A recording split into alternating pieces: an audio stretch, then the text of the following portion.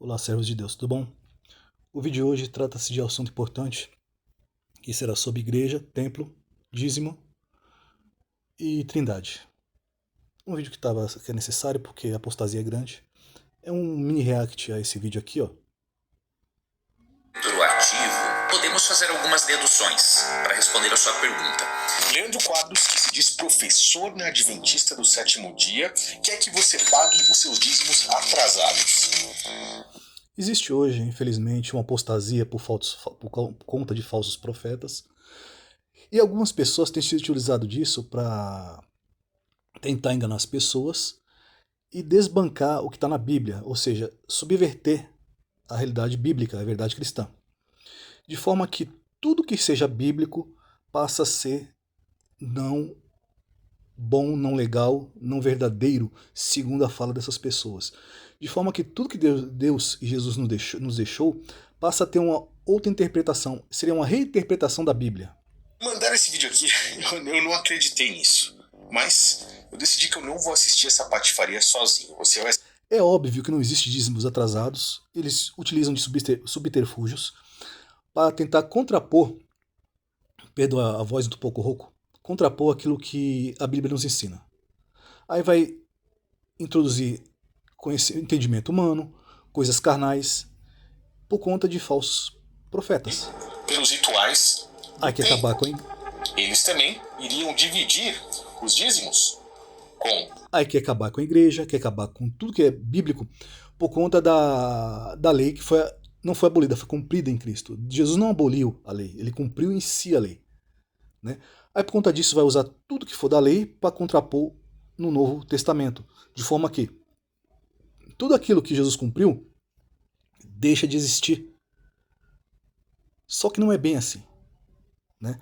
Deixa eu mostrar para vocês aqui. Eu vou deixar que a própria IA contradiga os pontos que vão ser apresentados nesse vídeo. Eu vou deixar o vídeo no primeiro comentário fixado, vocês assistam se quiser. Né? Observe que Jesus não acabou com a igreja, com a eclesia, porque existe diferença entre eclesia e naos. Eclesia, ajuntamento, naos, templo. Olha, já foi explicado isso, mas vou dar uma especificação maior agora, tá? Deixa que a própria IA contraponha o que está no vídeo. A frase "a casa de meu pai é casa de oração" é uma citação bíblica frequentemente encontrada em Mateus 21:13, Marcos 11:17 e Lucas 19:46. Ou seja, não é só um achismo, tá? Foi repetido na Bíblia em três evangelhos: Mateus, Marcos e Lucas. Ele se refere ao Templo de Jerusalém, que Jesus considerava a casa de seu pai. Porque Jesus, ao entrar no templo lá, ele disse: "A casa de meu pai é casa de oração". Certo? Então, Jesus não foi, quando ele disse que foi destruir o templo, que eu quero explicar isso para vocês, bem específico. Quando diz que destruirá o templo em 3 dias ele reconstruiria em si mesmo, ele quis dizer que ele destruiria o templo do sacrifício e construiria o templo em si mesmo, o templo do Espírito Santo, a casa de oração. Deixaria de ser casa de sacrifício, cumprindo-se aqui que foi dito, que haveria o tempo que ele faria uma nova aliança, não conforme a aliança que foi feita com os pais no Antigo Testamento, mas uma nova aliança baseada em Cristo, onde Jesus é o centro da palavra. Não é isso?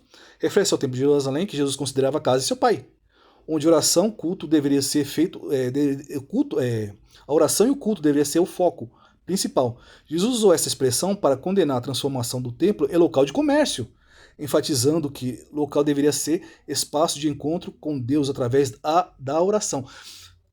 A própria IA já está detonando os entendimentos superficiais. Eu vou fazer o vídeo nesse formato, que fica mais fácil para mim, já que eu estou fazendo no celular, tá bom? Entendimento superficial.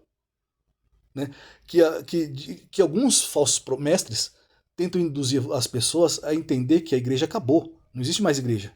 Né? Porque Jesus destruiu o templo. Não foi isso que Jesus disse. Ele destruiu o templo do sacrifício, o templo do comércio, e transformou em casa de oração o templo do Espírito. Vamos para o próximo aqui. O dízimo é uma prática de contribuição financeira, existia antes da lei de Moisés, como demonstrado na história de Abraão, de Jacó. Embora tenha sido formalizado como lei no Antigo Testamento, sua origem remonta a um princípio de gratidão, de reconhecimento, provisão divina, praticado por esses patriarcas de forma voluntária. Foi o que Jesus nos ensinou. Porque nenhuma igreja se mantém por conta. Um pastor não vai abrir uma igreja, ele mesmo vai bancar a igreja na sua totalidade. Certo? Assim como também as contribuições para os necessitados, é necessário que se faça como um todo. A igreja como um todo. Então a contribuição não só mantém o local, como também ajuda a levar aos necessitados, na caridade. Não é isso? Vamos lá. O dízimo nunca foi uma obrigação antes da lei, pelo contrário. E lembre-se, tá? Que o sacerdócio de Jesus é segundo o sacerdócio de Melquisedeque, antes da lei, onde Jacó levou o pão, ou melhor, Abraão levou o pão e o vinho, certo? E entregou o dízimo. E o Melquisedeque o abençoou. Ali está uma prefiguração de Jesus, né? A obrigação antes da lei, pelo contrário, é um princípio agora na nova aliança, não foi abolido junto com a lei. Já que existia antes da lei, né, ou antes dela, o que mudou em relação ao dízimo foi seu status, que passou de ser uma obrigação e voltou a ser um princípio que qualifica a vida por meio da fé.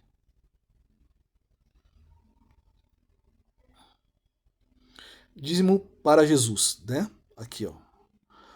No Novo Testamento, Jesus não estabelece o dízimo como uma obrigação explícita, mas sim como um princípio importante que reflete a generosidade, a gratidão a Deus. Ele critica aqueles que pagam dízimo de forma hipócrita, preocupados apenas com a forma e não com a substância, né? Como a justiça e a misericórdia. Jesus enfatiza a importância de dar de coração sincero, generoso, e mostrando o dízimo uma forma de expressar amor a Deus e ao seu próximo, e não apenas como obrigação legal. Não, tem mais aqui que eu vou mostrar para vocês aqui. Pagar o dízimo demonstra amor a Deus e ao próximo. Quando pagamos o dízimo, nós nos aproximamos de Deus, ajudamos a levar a sua obra adiante, foi o que eu já disse anteriormente, né? Jesus disse, se me amais, guardais os meus mandamentos. João 14,15. Deus demonstra seu amor por nós, dando-nos tudo o que temos. Ele não pede, né, que apoiemos só. Em troca, ele pede que apoiemos a sua obra e que demonstremos nosso amor pela pessoa. O dízimo ajuda a proclamar o evangelho, edifica o reino de Deus na terra. Sua contribuição tem potencial de abençoar a vida de muitas outras pessoas, além da sua vida própria. No Novo Testamento, o dízimo não é mais obrigatório, mas ainda é considerado um princípio importante. Logo, Jesus ensinou que devemos dar a Deus o que é de Deus. Mateus 22:21.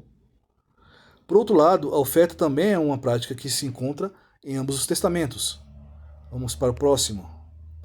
O tesoureiro de Jesus, se não era mais necessário fazer, por que Jesus recebia contribuição? Isso está mais que claro, certo? O tesoureiro de Jesus, a que se refere, é Judas Iscariote. Lembra que Judas Iscariote carregava a bolsa com dinheiro? Ele foi um dos 12 apóstolos de Jesus e responsável por cuidar do dinheiro, do grupo.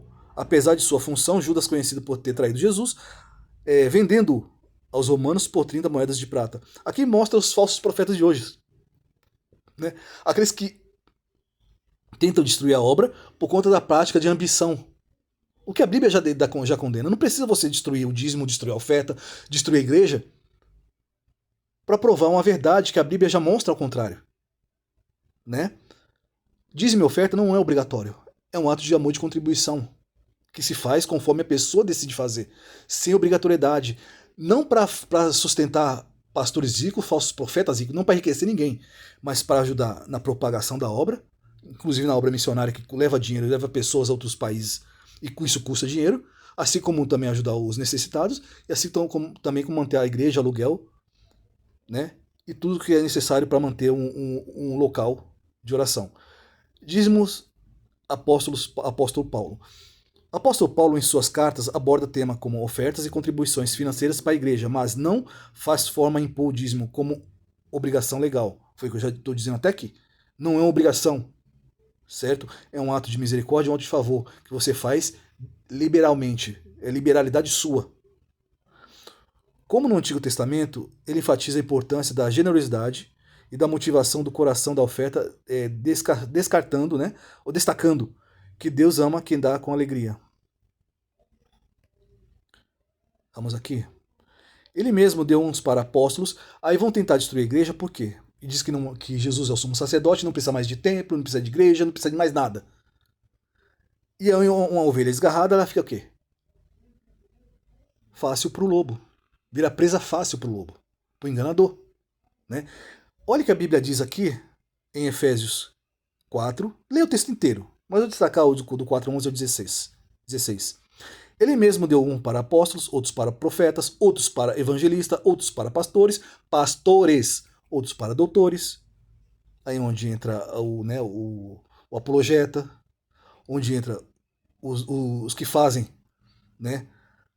Eu não gosto de falar essa palavra, mas é o que acontece. Onde entra a teologia, né? As pessoas fazem sua faculdade para ter um mau entendimento da palavra. Infelizmente, alguns para a própria condenação, porque usa somente a parte histórica, descartando a parte espiritual. Aí entra na teologia e vira um falso profeta, vira um herege, vira um ateu, né? Por isso eu não gosto de falar essa palavra, que eu acho que o estudo, por si só, a pessoa já se qualifica, o Espírito Santo é quem qualifica a pessoa. Você pode alcançar maior entendimento pelo Espírito do que até mesmo por uma faculdade. Não descartando o conhecimento, porque eu acho que ambos devem andar juntos. Mas você deve estar firmado na sua fé, para que a teologia não venha destruir a sua fé. Porque pegando somente a parte histórica, a parte humana, é mais fácil você se perder do que você se achar. Entende? Então, se você não está preparado, busque somente pelo Espírito Santo, que ele vai te indicar o caminho correto. Uma leitura bem aprofundada já te dá um bom esclarecimento.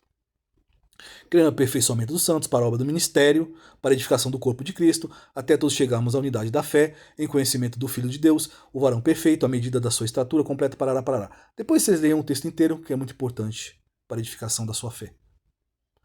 Eclesia, eu já falei, cansei de falar sobre isso. Igreja no significado, certo? Eclesia no grego é um ajuntamento, ou chamados para fora da sua casa, do seu lar, para um local onde você vai se ajuntar com pessoas para deliberar, para falar da palavra, para a oração, certo? Quão bom e quão suave a Deus que os irmãos vivam em união. Se faz necessário. Existem falsas igrejas? Muito, hoje é a maioria. Mas ainda existe a verdadeira igreja do Senhor. Não foi fundada pelo catolicismo, não foi fundada pela maçonaria. Ela foi fundada lá pelos apóstolos, lá no início.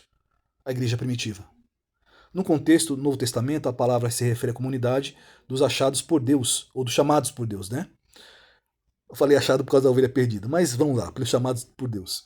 Refere-se à comunidade de chamados por Deus, a igreja, ou seja, o corpo de Cristo, é a congregação dos fiéis, aqueles que foram chamados para fora do mundo e para pertencer a Cristo. Na definição, num dicionário, onde você vai achar, está chamados para fora de sua casa para deliberar em grupo. Naos, aí é onde a diferença. Eclesia é a igreja física. Naos é o templo do Espírito, que deixou de ser o templo físico e passou a ser a pessoa.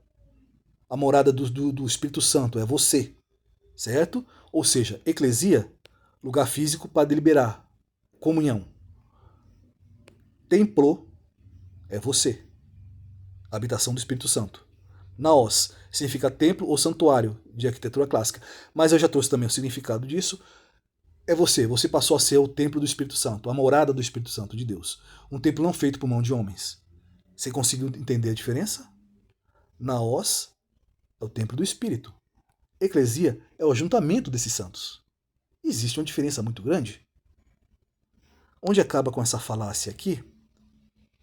Saiu do vídeo, mas deixa pra lá. Eu vou deixar o vídeo no primeiro comentário fixado, depois vocês vão lá e assistam o vídeo, tá bom? Para que vocês entendam como o engano hoje está se espalhando e se proliferando sobre a Terra.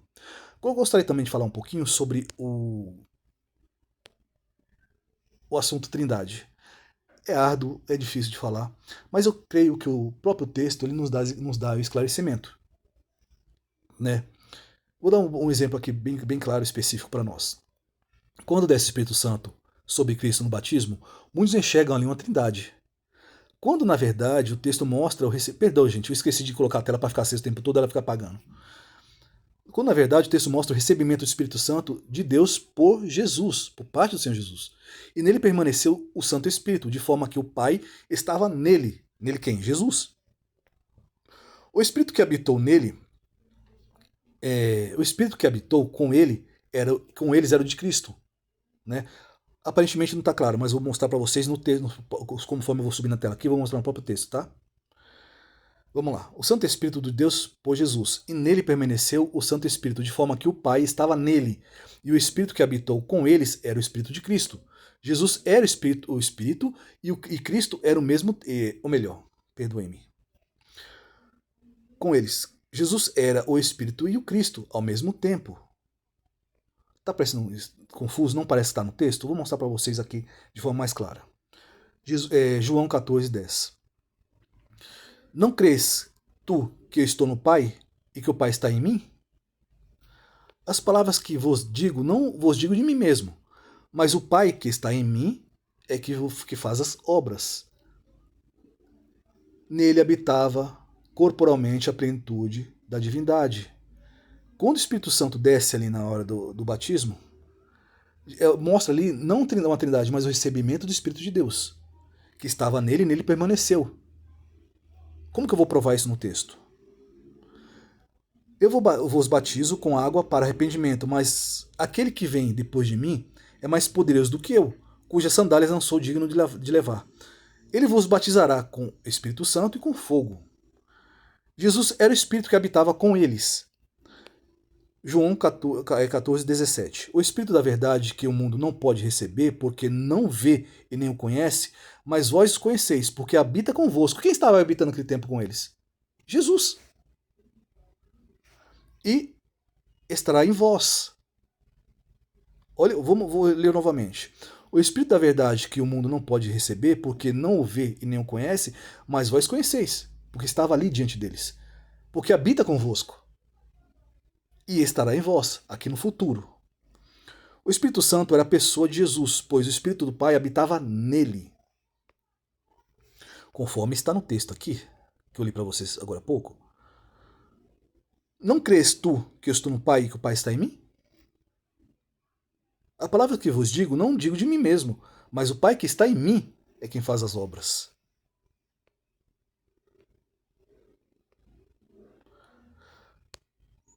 Aí vocês vão falar, tá, mas não é o Espírito de Cristo, é o Espírito de Deus. Isso aqui está no Telegram, tá? Certas vezes ouvi um transeunte comentar, né? Tô sem óculos novamente, como de sempre. A letra é um pouco pequena para mim. O tema Espírito de Jesus não existe. Jesus disse que as pessoas erram por falta de conhecimento das Escrituras, certo? O Espírito Santo é chamado Espírito de Jesus em Filipenses, o Espírito de Cristo em Filipenses 19:1. O Espírito do Filho em Gálatas 4:6 e em Coríntios 3:17. Fala-se sobre o Espírito de Jesus, em suma, Espírito que habita em Jesus. Cristo não é outro senão o Espírito Santo. Há um só Espírito, Efésios 4:4. E o Espírito de Jesus, Cristo, é o Espírito Santo. O Espírito de Cristo estava nos profetas em Atos 1. Pedro 1:10 e 11. Os profetas indagaram. Eu também tenho esse link lá no Telegram, tá? Vamos subir mais aqui. E Jesus ressuscitará E Jesus, os que nele creem, nos últimos dias, Jesus ressuscitará. Perdoe, gente, tô sem óculos, tá péssimo. Jesus ressuscitará o que nele creem no último dia. João 6:40. Os pormenores registram em Romanos 8:11. Dizem que o Espírito vivificará o nosso corpo mortal. Em João 14:16 diz, o Pai nos enviará outro Consolador. Aí voltamos para lá, porque como eu falei, deixei esse link lá no Telegram, tá? Vamos voltar para cá. Fato este que, quando ele estava para ser crucificado, ele disse, eu pedirei ao Pai que vos envie outro Consolador, e este nunca vos abandonará. Ele é o Espírito Santo, o Espírito que conduz a toda a verdade. O mundo não pode receber, porque não procuram, nem o conhecem. Mas vocês sim, pois vive convosco e estará no meio de vós, no vosso íntimo. Conseguiram compreender? Mas vocês sim, pois ele vive convosco e estará no mesmo no vossos íntimos. Não vos abandonarei, nem vos deixarei órfãos. Antes virei até vós. Mais um pouco e terei saído do mundo, mas continuarei convosco, pois tornarei a viver e vocês também. Quando eu voltar à vida, hão de saber que eu estou no Pai, e vocês em mim, e eu em vocês. Pelo Santo Espírito, lembra? E vocês em mim, eu em vocês. Aquele que tem os meus mandamentos e lhes obedece, aquele que me ama é aquele que me ama. E por ele me amar, meu Pai amará também. E também eu o amarei e revelarei a ele, e me revelarei a ele. O Espírito que desce sobre ele permaneceu nele, pois por isso ele pede ao Pai que nos envie outro Consolador. Depois Jesus ascendeu aos céus, o Espírito Santo deixou de habitar conosco e passou a habitar em nós. João 14, 16 ao 17. E eu pedirei ao Pai que vos envie outro Consolador, e este nunca vos abandonará. Este é o Espírito Santo, o Espírito que conduz a toda a verdade, estará reproduzindo novamente o que já foi lido. Ele estará mesmo no vosso íntimo. Já foi lido esse texto, né? O Espírito Santo é o outro Consolador, também o Espírito de Cristo. Esses são os 7 Espíritos Santos que estavam destinados a Jesus em glória. E ao anjo da igreja que está em Sardes, escreve isto. Diz o que tem os 7 Espíritos de Deus. 7 Espíritos de Deus. As 7 estrelas conheço as tuas obras. Que tens nome de que vives, estás morto. Apocalipse 3:1. Os 7 Espíritos também são narrados em Apocalipse 1:4 e em Apocalipse 4:5. Outro, do outro Consolador aqui, tá? Outro. Em grego, allos. Outro, diferente. Consolador, em grego aqui, é Paracletos. Do Santo Espírito, a referência do Santo Espírito destinado a tomar lugar de Jesus Cristo com os apóstolos depois da sua ascensão ao Pai. Só enfatizando o que eu já havia dito, né? Está no próprio dicionário. A conduzi-lo a um conhecimento mais profundo da verdade evangélica e dar-lhes a força divina necessária para capacitá-los a sofrer tentações, perseguições, como no presente, né? Do reino divino, representantes do reino divino. E olhei, e eis estava no meio do trono um dos 4 animais viventes, entre os anciões, um cordeiro, como havendo sido morto, e tinha 7 chifres e 7 olhos, que são os 7 Espíritos de Deus. Lembra dos Espíritos destinados a Jesus? O cordeiro tinha um cordeiro como estava morto, e ele tinha 7 chifres, que significa poder, e 7 olhos, que são os 7 Espíritos de Deus enviados a toda a terra. Apocalipse 5:6. Quem detém os 7 Espíritos aqui? O cordeiro que estava como morto, mas estava vivo. Certo? E repousará sobre ele o Espírito do Senhor, o Espírito de sabedoria, o Espírito do entendimento, o Espírito de conselho, o Espírito de fortaleza, o Espírito de conhecimento, o Espírito do temor do Senhor. Está em Isaías 11:2, demonstrando aqui a função de cada Espírito Santo. Cada um dos 7, né, a serem recebidos por Jesus. 7 em grego aqui é heptá, que significa um número primário, não indeclinável. 7.